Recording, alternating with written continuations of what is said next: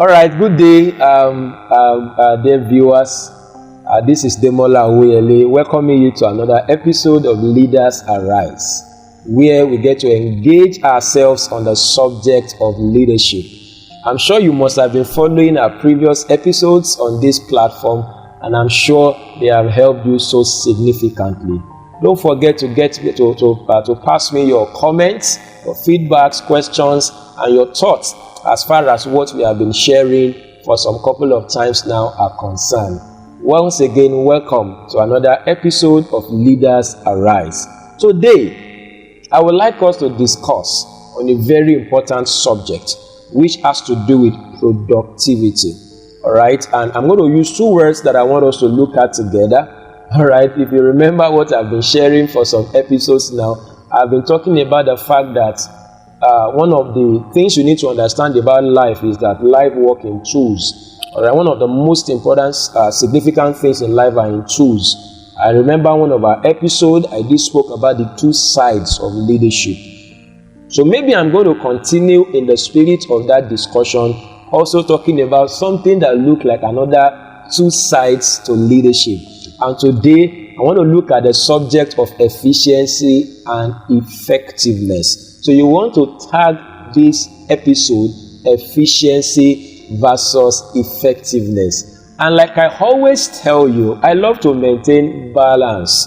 All right, so I am not going to speak for efficiency while speaking against effectiveness. And I'm not also going to speak for effectiveness while speaking against efficiency. I just love to be in the middle. To my mind, the safest place to be is in the middle.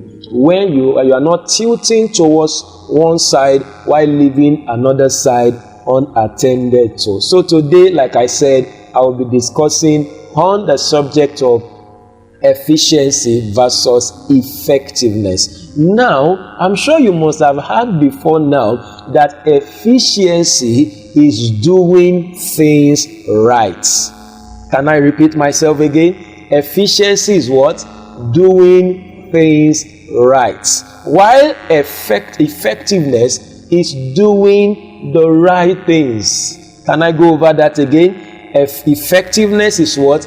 Doing the right things. A lot of people have advocated, all right, that we should not just be doing things right alone. We should be sure that we are doing the right things. Now, while I was meditating some couple of days ago, I get to understand that any leader that must be a great leader, anybody that must be a great leader, any leader that must make significant impact and progress must be both efficient and effective. So I wouldn't tell you to not do things right, but to only be sure you are doing the right thing. Like I said, one of my problems with our generation or with learning generally is this idea of tilting towards side. Say, I want to be effective. You need to be effective, but you've got to be efficient also. So let me go over that again. Efficiency is doing things right, while effectiveness is doing the right things. All right, so leaders must ensure that they are both efficient and they are also effective. So let me start from effective, or what we want to call effectiveness. All right, effectiveness, like I said, is doing the right things. So as a leader, one of the fundamental questions you've got to ask yourself is, am I doing the right things? Yeah. Because as a leader, you'll be faced with quite a number of things. And quite sadly, you don't have more than 24 hours. Am I right? In fact, the like they tell us in personal management, that everybody has got the same 24 golden coins. The rich and the poor, they all have 24 hours in a day. Nobody is so poor in this life that he has less than 24 hours, and nobody is so rich in this life that he has more than 24 hours. The rich and the poor, they have 24 hours. The high and the low has 24 hours. The pastor and the church member has 24 hours. The MD, CEO, and the gatesman in a company, they both have 24 hours. So the question is, what do you do with your 24 hours in a day? Maybe the better question will be, are you ensuring that you are doing the right thing within the 24 hours time frame that you have in a day? No, I want to encourage you today that you have got to sit down and critically assess your activities. Am I really doing the right things? Like somebody rightly said, and I quite agree with that person. All right, he said activity is not the same thing as productivity. Can I repeat that again? Activity is not the same thing as productivity. You know, most times as leaders, we can be so bombarded with a lot of activities. In fact, like every one of you will attest to it, a lot of us have problem with having to manage so many things together. In fact, like I told us in our maiden episode of Leaders Alright, my problem is not what to do. My problem is not what to come and teach like this. My problem is time. I've got quite a number of things to do. The same thing with you. You've got quite a number of things to do. So leadership will teach you what to do and what not to do. The fact that you have got so many things to do does not mean that you will actually do so many things. Now, the question is, would you do the right things that will give you the right result?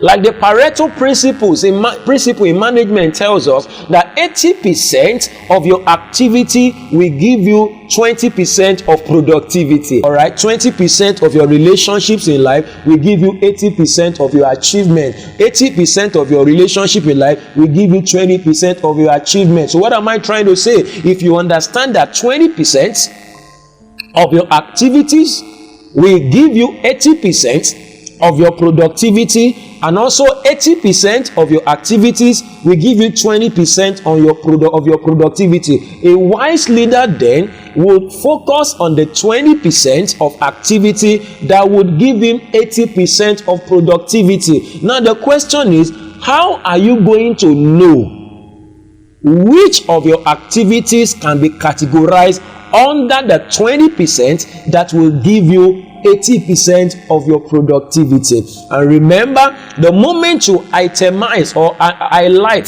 the 20% of activities that will give you 80% of productivity, and you pour your energy into such, you are going to be an effective leader. And that's why I said effectiveness, as it has been defined, is not just doing things or doing so many things. It is doing the right thing. You can't see everybody. You must ensure that you see the right people. You can't read every book. You must ensure that you read the right books. You can't attend every program, but you must ensure that you attend the right program. You can't buy everything.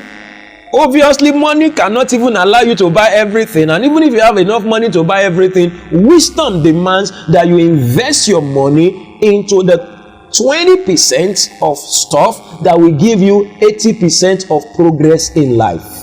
So you can transpose this principle to every area of your life. What is that 20% of activity that will give me 80% of productivity?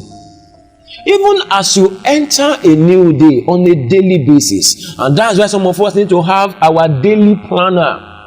And that's why we arrange them in order of priority. I hope you are getting me today. Order of what? Priority. Some of you will realize that sometimes you don't get to do everything that you have planned to do in a day. But your encouragement should be that even if you were not able to do everything that you wrote down in your to-do list, you are able to do the major things. Okay? You are able to major on the major and minor on the minor. You can have 10 things written down that you want to do in a day, and you are able to do just 3 out of 10. But those 3 out of 10 will give you the greatest results. And in the same way, you can do 8 out of 10, but it will not give you up to 20% of your results. So leadership is about recognizing those activities that I need to do. They don't have to be many. In fact, the fewer, the better. They don't have to be many. That's why as you grow in leadership, you begin to streamline your activities. You begin to streamline your relationships. You can't do everything. You can't see everybody. You can't attend every program. You can't be everywhere. But a wise leader chooses those activities, those relationships, no matter how few they are, that will give him the greatest profitability or the greatest progress in life. And that's effectiveness. Doing the right things. Doing what? The right things. Seeing the right people, attending to the right file, engaging in the right activities in your to-do list, watching the right program, reading the right books, following the right author or the right leader. So the definition of rightness in our context talks about what will give your life progress. Sometimes what is right for me may not be right for you. Of course, because we are expected to follow God, so we can say what is right should be for something that will bring glory to God. Is that clear? And that's the baseline for all of us. No matter what we do differently, all of those must be things that will give glory to God first of all. So having understood that, then we now ask ourselves, what are those things that will give me progress? So you don't compare yourself with others. You measure your life by the activities that you are engaging in that is giving you some measure of progress. So that makes me effective. So it may mean that what is making me effective may not be making you effective. Yeah. You know where you are going. You know the vision you have. You know the future you are going after. Then you ask yourself, what are those things I need to do? Who are those things, people I need to meet? What are those activities I've got to engage in that will help me to get there? And that may not necessarily be my own set of activities.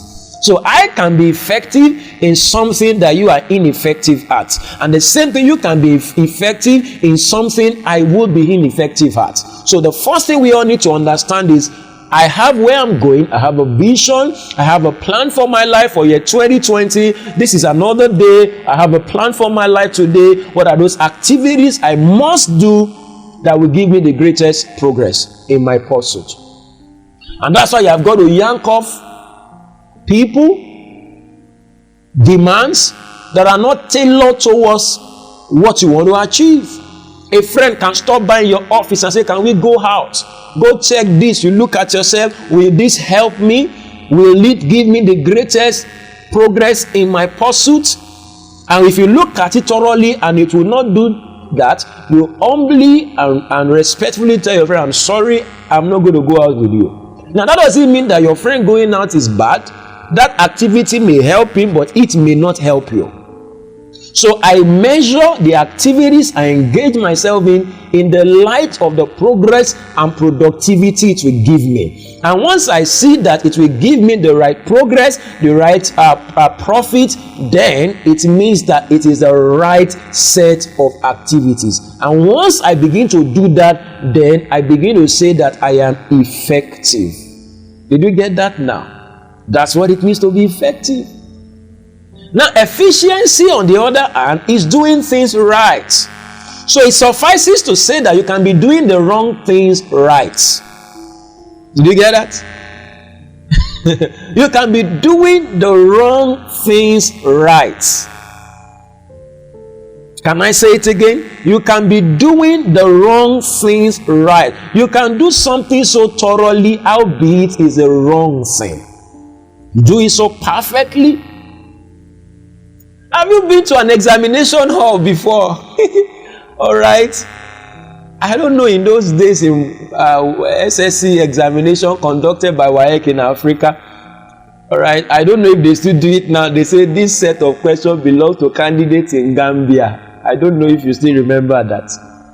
And that's why our examiners in those days, our teachers, they will keep telling us to read the instruction very well.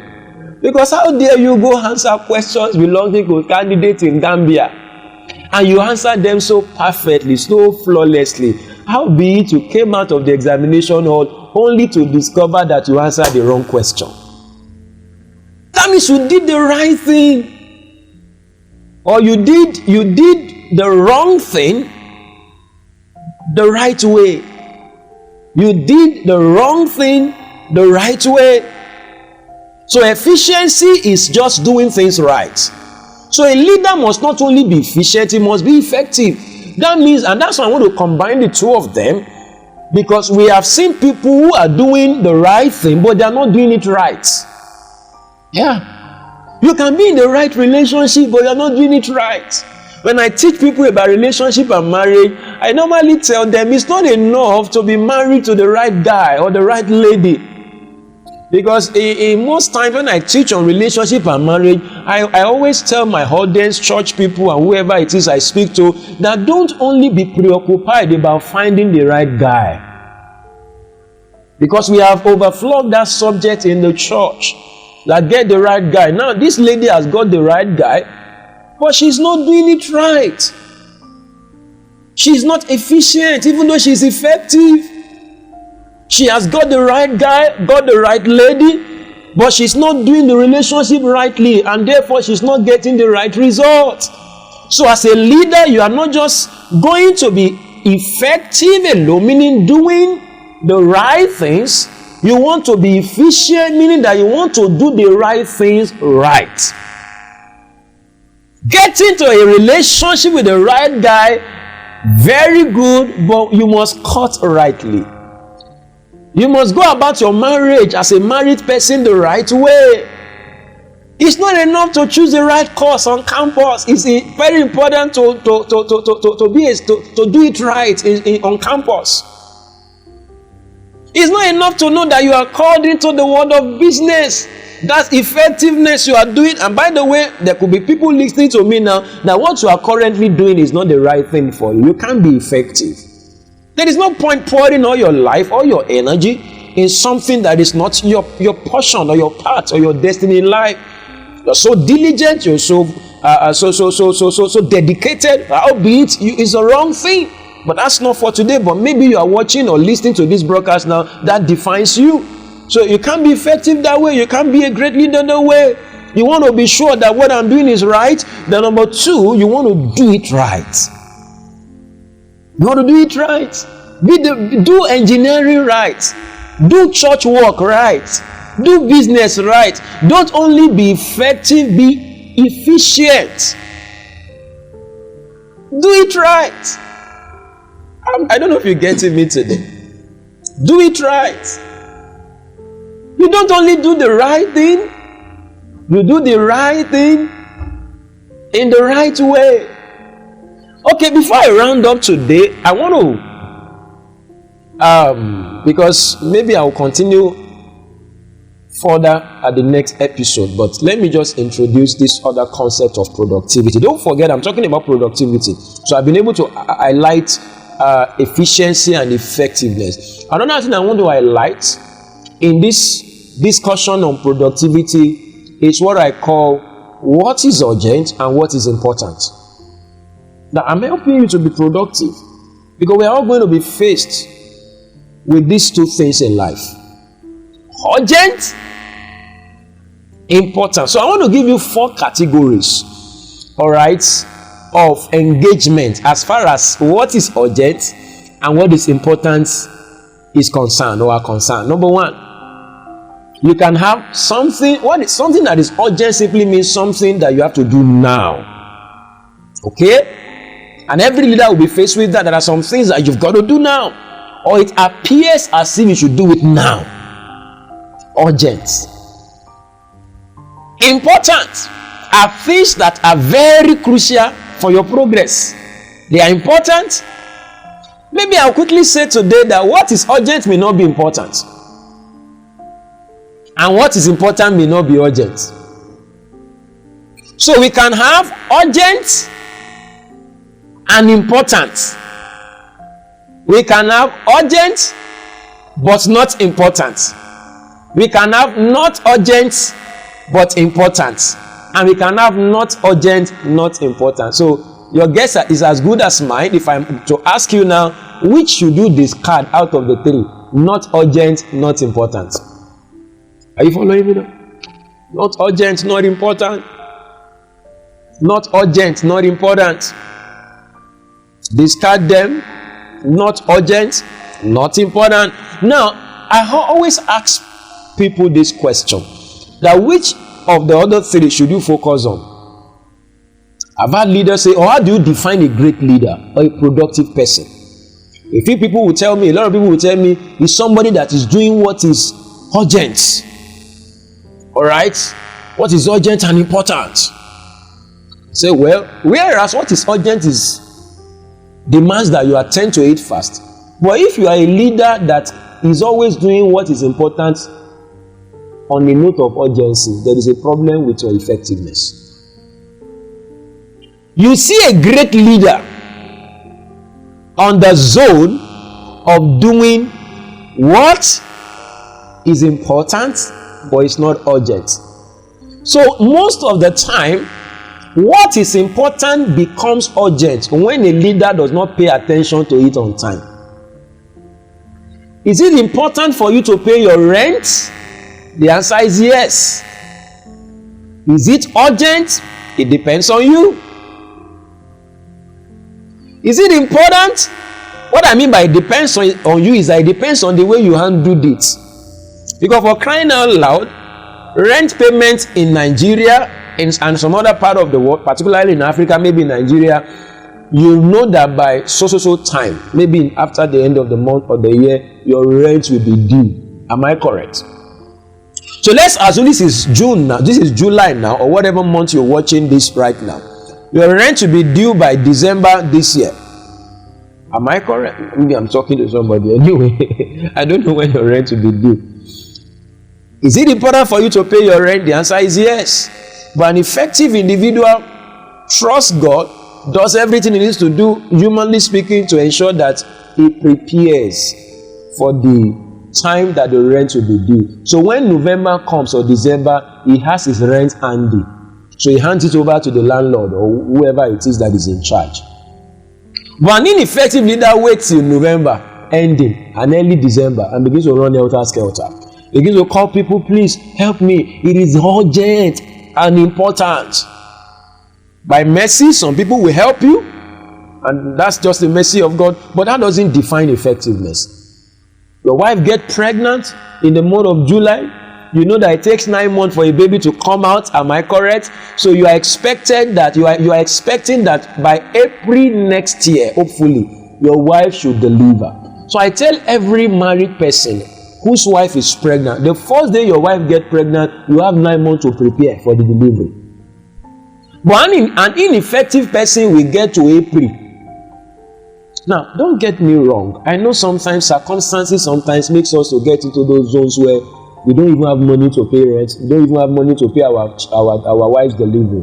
I'm saying there are some circumstances. I'm not trying to make you feel as if you are not, people like that are not serious. Some people are very serious. They did everything, but the thing is not just working. But I'm saying on a good day, you have 9 months to prepare. So what are you supposed to do? Your wife's delivery is important, but you decide whether it will be urgent or not. So if you start planning ahead, 8 months, 9 months, it will not be a matter of urgency. But if you wait till April, that same month, you are now racking your brain, calling people, texting, sounding so urgent, sounding so helpless. And sometimes when people don't help you, you begin to feel as though they are wicked. And one thing I've known about organized people is that sometimes it may look as if they are not merciful. They won't listen to you.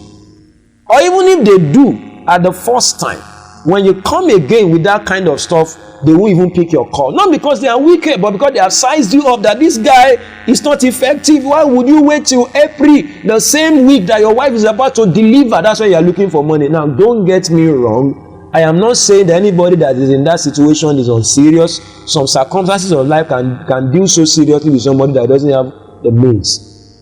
But I'm saying on a good day. So as a leader, when you do what is important at the right time, it does not become urgent. So what does that mean? That you are sweating, you are running helter-skelter, you are doing everything like students on campus. In those days on campus several years ago, you see some students staying overnight in class. They do back-to-back for 3 days, sometimes 1 week. You say this student, very serious. It's not serious. The serious student, effective student, they don't do back-to-back 7 days, overnight study. They study on a daily basis. They treat what is important when it is not urgent. The lecturer gives an assignment, that's the day of submission. Some people, 2 weeks, assignment to be submitted in 2 weeks' time. They won't do it.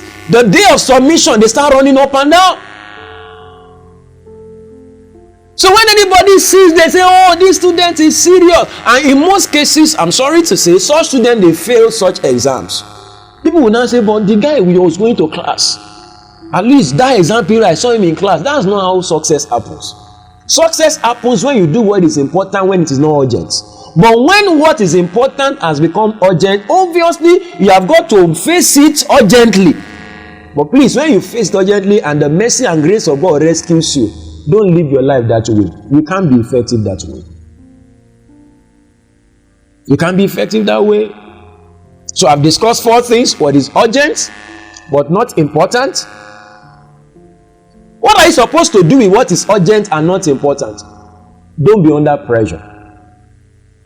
I was telling some people some days, somebody can call you from, I'm in Akure doing this broadcast. Somebody can call you from Lagos and say, can you come to Lagos now? What's happening? They sound there with a note of urgency. You need to ask, please, what do you really want me to come and do in Lagos? God forbid, so thing has happened to so person, we need you here to come and do what? Maybe you have a loved one that is terribly sick and somebody is asking you to come to Lagos now. Don't get me wrong, I'm not saying don't go to Lagos or wherever, but I'm saying that's the right question. This thing is urgent, but is it important that I'm in Lagos today? Or what can be more important than my getting on the road to travel to Lagos? Because some people have had accidents on the road responding to something urgent, but it is not important that they go. What is happening there in Lagos is important, but they are having to travel almost immediately to Lagos is not important. Somebody can ask, so what is important that I can do? We need money. Okay, can I wire you 100K? Then later in the week, I will check on him in Lagos. Please take him to the hospital. Except if you are an evangelist or a pastor that can pray for the sick, or you are a medical doctor. But if you are not a doctor, you are not a pastor, my brother, sometimes it may not be advisable you respond on that note of urgency. You've got to take some deep breath and ask yourself, what should be my most important response at this time? Because as a leader, you must not be pressured to respond to something because it is urgent. You need to clarify it. Even though it is urgent, is it important or not important? Can it be shifted, or does it need to be attended to immediately? So as a roundup, you can have what is urgent but not important. Don't be under pressure on stuff like that. Number 2, what is urgent but important? Address it immediately, but after you address it, know that you need to stay as an offender. It is not urgent, but it is important. Deal with it immediately, or as you need to do before it becomes urgent. Then number 4, which I say you should discard. It is not urgent, it is not important. So as you live your life with this understanding in mind, you will end up becoming an effective leader. But not only that, you will become an efficient leader. I hope I have not bored you. I hope you have learned something that you can transpose to every department of your life. Be it your finance, your marriage, your ministry, your academics, your career, your business, and every area of your life. You can even use this as a template for effectiveness and productivity on a daily basis. Thank you for your time with me today. I have spoken on efficiency versus effectiveness. I would encourage that you listen to this broadcast again so that you can digest all of the truth I have shared in this episode. Thank you very much for your time. I'm sure you must have had some questions, some comments, some thoughts you want to pass across to me. Please feel free to do that. You will see the details, the contact details scrolling on your screen right now. And of course, you can reach me via my mobile line. I will be waiting to receive your questions, your comments, and your thoughts. Also, help me share this video across all platforms. Let somebody also get the insight that you have got today. Once again, thank you for joining me on today's episode of Leaders Arise. I do trust that it will help you to become a better leader at whatever it is that you do. Till I meet with you again at the next episode of Leaders Arise, keep on moving on. Keep on making progress. Stay efficient, stay effective, and stay productive. Thank you very much. God bless you. Bye for now.